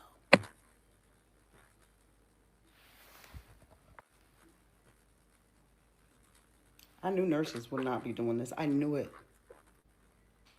It's their own company. They done captured who knows how many nurses' information from all over the nation and have them in there as dummy employees. What are your thoughts? Let's talk about it. Before I let Doc do his final thoughts, I just want to add, the other thing is, to make it worse, they're saying that if they don't return back to work, they're going to lose employer paid health coverage after February 1st, forcing many to pay high COBRA rates for their plans. Ma'am Donnie, who is the mayor of NYC, and U.S. Senator Bernie Sanders have shown public support for the strike, drawing national attention and debate over policy. Doc, I'm going to let you do your closing thoughts first, and then I'll have Mia respond. Great show, everyone. Obviously, we don't have the answer to some of these political questions. We just get up here and we share our opinions. And I would encourage some of you guys to be a little bit more open to hearing other people's political opinions. Me and Enzo disagreed on the topic today. Still love Enzo. I'm in Enzo's live all the time. I don't get off of here and carry any feelings about any political ideals I have on here with anyone. So I encourage a lot of y'all in the chat and a lot of the people in just in everyday life to live that same way. You will learn a lot. Sometimes I get a point of view from everybody on the cast, even if we disagree, that I just don't see it some way. Sometimes we come from two different worlds, and everybody in this country is living a different lifestyle sometimes, and we may not all see it the same way, but we are all in America, and we got to come together and do what's best for our country. So I just wish everybody the best. Be open, use your critical thinking, and be blessed. Thanks, Doc, for coming. I'm gonna we'll just start doing closing thoughts. Mia, you go first. I support those nurses down in New York, and I understand how difficult nursing is, and a lot of people don't understand the sacrifice it gets to not only make it through nursing school, but to pass your NCLEX and get any sort of further certifications and any sort of further specialties. People don't quite realize how sick Americans are, specifically the ones that end up in the hospital. And for every patient a nurse takes, anything over 4 or 5, you have a 7% chance of surviving. So staffing ratios are one of the most important things. I would say staffing ratios or proper staffing ratios will literally be life or death. There's a reason why ICU nurses really only take one patient, maybe two if they're lucky. Some of these people are the sickest people you will ever meet in your freaking life. And it's not just nurses, it's also the floor aides. I mean, everybody is overworked and underpaid. As somebody who works in the healthcare industry, do you know hospitals don't even offer maternity leave? Can you imagine working in labor and delivery, being pregnant yourself and not having any time, no maternity leave? People don't quite understand. I mean, it's literally in the trenches. And these nurses are lucky because they're part of a union. So at least they have the collective bargaining. 99.9% of nurses out there are not part of a union. They do not have collective bargaining. And it is like living in the trenches. So I think a lot of people think this is some sort of money grab, but it is not. This is life and death. If you want to survive and you make it to the hospital, we need proper ratios. We need healthy, happy nurses in order to make you survive, straight up, because the amount of contact you're going to have with a nurse versus the amount of contact you're going to have with the doctor is vastly different. The doctor's going to come in for like 20 minutes a day, especially if you're admitted, if you're lucky. Nurses are legitimately the backbone of the hospital. Your nurses and your CNAs are the freaking backbone of the goddamn hospital. And it is crazy to me that New Yorkers get subpar care from strike nurses that are just there to clock a check because they don't want to pay people properly and they don't want ordinary average New Yorkers to survive, and they want to overload their nurses, especially on med surg with 10, 12, 20 people. That's fucking insane. You got to stop treating healthcare workers like crap if you want to survive. Answer, what's your closing thoughts? Can I get a mic drop from Mia? Like, goddamn. Hold on. Let me find it real quick. Damn it, I can't find it. Oh, there we go. There we go. Yeah. For real. Mia. My closing thoughts are this was a great episode. Like Doc said, I'm gonna echo what you said. I love having these political discussions with everybody. I don't expect for everybody to sit here and agree with everything we say. What we do agree on is we have the same end goal. We just have different vehicles to get there. That's what we all want, is a prosperous life for ourselves, our children, our children's children. That's what we all want. It might look differently to everybody else, and that's the point of having these conversations. That's the point of the new party, is to bounce these ideas and have these conversations. To what's going on in New York, I see both sides of the coin as somebody who is a union worker myself. I understand the importance of being in a union, having this collective bargaining, but at the same time, I don't like how it turns into strikes and everything like this. Unions need to do better so it doesn't come to this type of situation. They need to be negotiating on behalf of their people in the meantime, so it doesn't come down to this at the end of your contract and you guys go and your wages go to shit and you guys get your benefits taken away, et cetera, et cetera. That's the one thing that I wish that unions would do better at, instead of putting their people on the front line, making them suffer when the union heads are the ones that are making, I don't know, hundreds of thousands of dollars and millions of dollars. I mean, we could look at what the Longshoremen Association, when they went on strike last year, you got the one guy standing out there in the port of Newark wearing a fucking $30,000 gold chain, rolling up in a Rolls Royce, while his people are standing out there. I thought this collective bargaining, so they all made money and everybody worked out. But I understand why they're doing it, but that's just the one thing of the union's part. It's not on the nurses themselves part at all. I understand why they're doing it.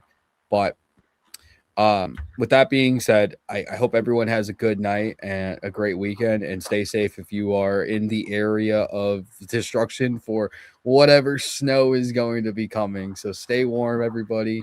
Everybody have a great weekend. Stay warm. That's a good point. Kamal, what's your closing thoughts? Yeah, this is a great episode. Learned a lot. I be appreciating everybody on the panel. You feel me? Y'all go check them out. They all have their own TikToks and YouTubes. You feel me? Also, check out the new party. Sub to the channel. Hit a like. Hit a reshare. Also, hit the notification bell so you know when they go live. On my end, Kamal Johnson Network. Hit your bro with a sub. Hit your bro with a like. Reshare. And also hit the notification bell so you know when we go live. Shout out to the chat.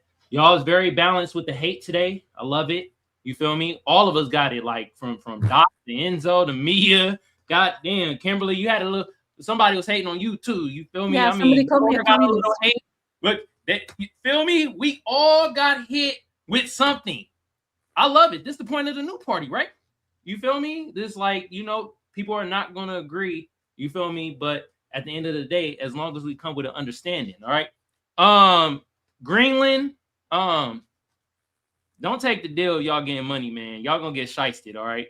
Y'all, if they say, "Hey, we're gonna give you some dough," it ain't happening. You feel me? Hey, I don't know if we're gonna take over Greenland or not, but I say this: as a Black American, we know how America deals with people, and when it comes to money dealings, just stay away, okay? God damn. But at the end of the day, with Greenland, I don't know if they could even protect themselves or whatever like that. And Denmark actually told Donald Trump to kind of, yo, hey, F off, bro. We not selling shit.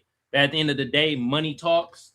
And, you know, if not only with money, if you got a big enough army to go along with that dough, you know, you could do a lot of things. Prime Minister of Canada, god damn, what a snooze fest. You gotta get a different spokesperson, because god damn it, that shit was boring as hell. Also, what we talked about with the nurses, it's a damn shame that nurses is about to have health care that they can't afford in their own goddamn hospital. That's crazy. That is fucking insane. So if they get injured, they gotta go to another hospital. They can't go in their own hospital. That is absurd. Goodness. Anyway, hope everybody have a lovely weekend. And yeah, y'all know what time it is, y'all. It's time for me to start the clowning. Ryan, you got llama balls in your mouth. Hey, bruh, I'm gonna still give you a shout out because you was in the chat and you was going back and forth and stuff, but you gotta get the llama first, bruh. We can't really understand you, bruh. All right, but no, shout out to you, bro. You did hold it down. And at the end of the day, bro, if you call people out their name, bro, you not gonna know what's gonna happen. And I love that Nora hit with the crash out. I ain't never heard Nora curse like that before. God damn. All right, shit. It was a demon. Yeah, right. It was Kimberly's friend. That's really what it is. Oh, I will have to say this. I will have to say this. Nora came back to hosting and like shit was going spicy. God damn. Hey, Nora, you bring the spicy out of people. I will say that. No, oh, sorry, I didn't mean to do that. No, I need a break. This is the thing. I need a break. I need a vacation. I might take a few days off next week. I might only do one day next week. I'm just letting you know I need a break. I'm tired. It's been a long personal day for me. I'm ready to go. But go ahead, Kimberly. What's your closing thoughts? I am no friend of anybody who is mean to Nora. Okay, I separate myself from anybody who said anything mean to Nora. Okay. Oh, and I'm kind of sad that my other friends left. I wanted a kumbaya too. I know I got a little colorful. I'm very passionate when it comes to the issue of war and destruction. My politics are the politics of Jesus, my Lord and Savior. Yeah, I want to look more into that strike story because I am a syndicalist and I love a good strike. And I think that we need to expand and enforce labor unions in this country. We love that.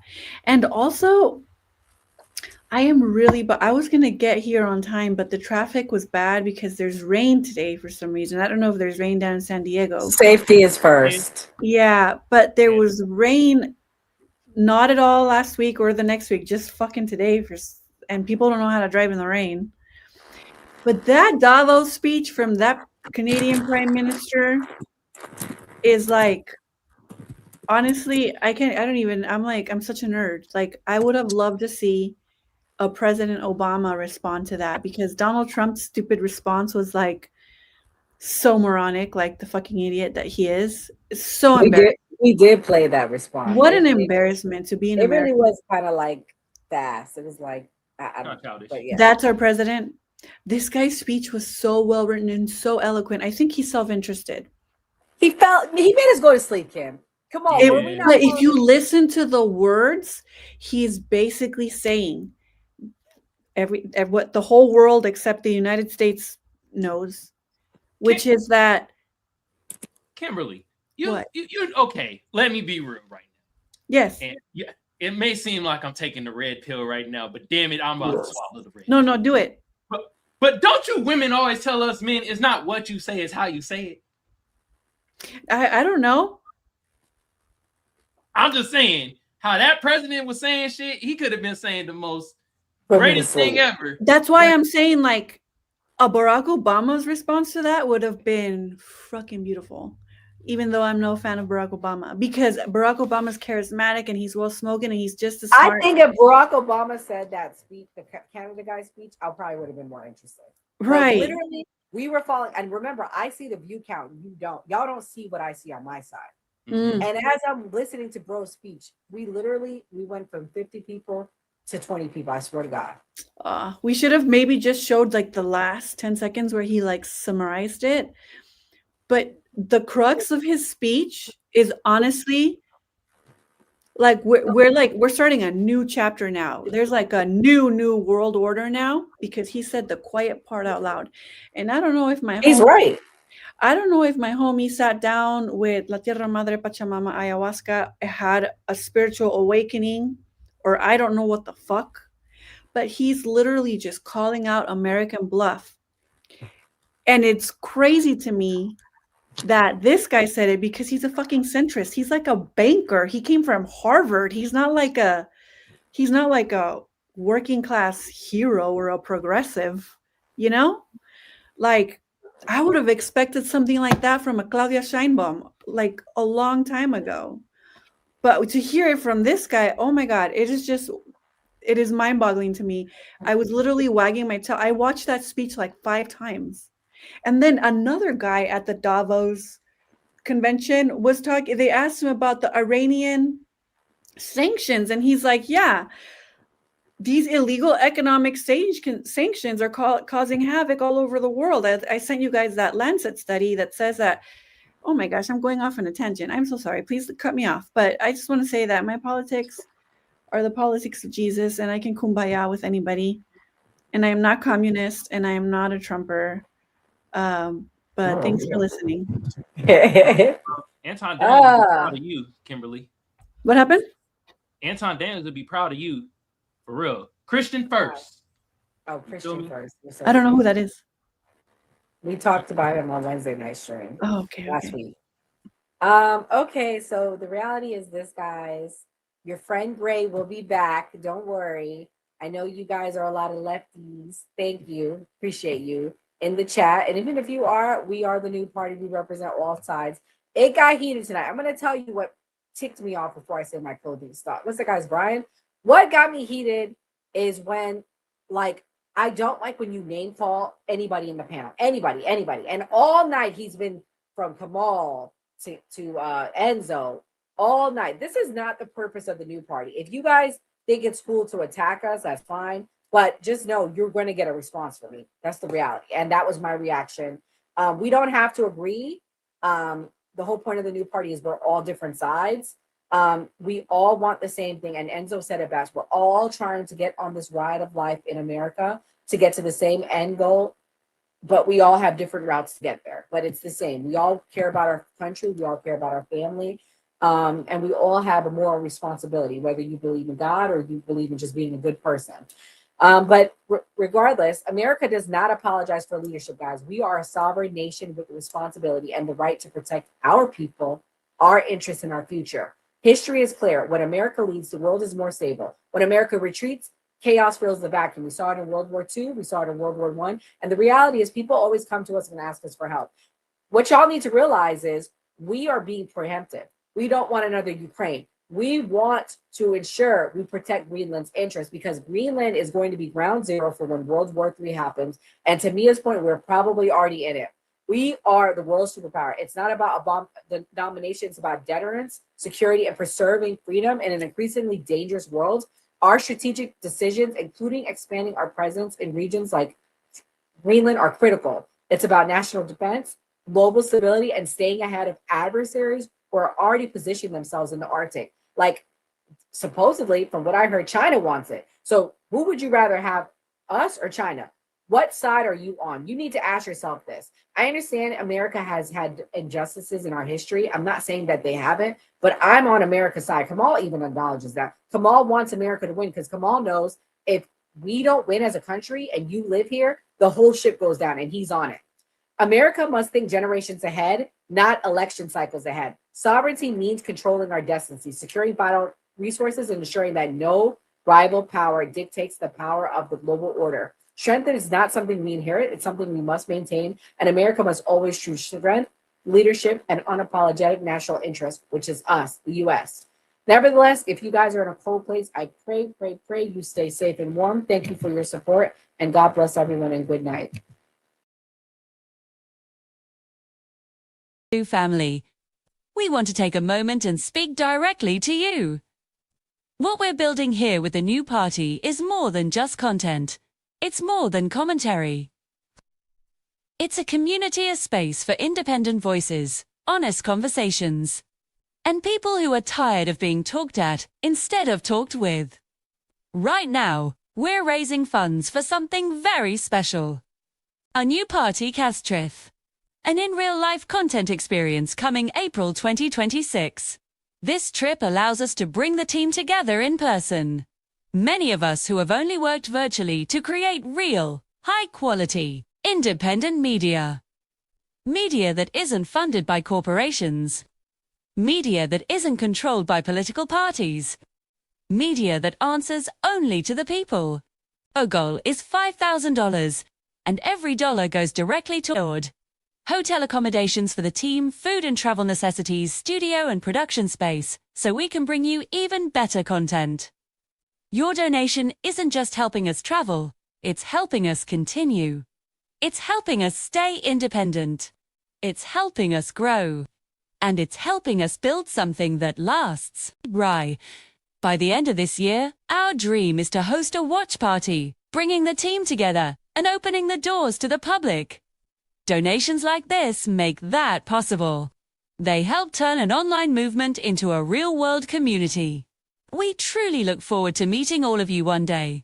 But for now, we're incredibly excited to finally meet each other, to strengthen this team, too, and to bring you even more meaningful, powerful content. If you believe in independent media, if you believe in community over corporations, if you believe voices like ours deserve a seat at the table, please consider donating to our GoFundMe, becoming a member, or supporting us by buying merch. No contribution is too small.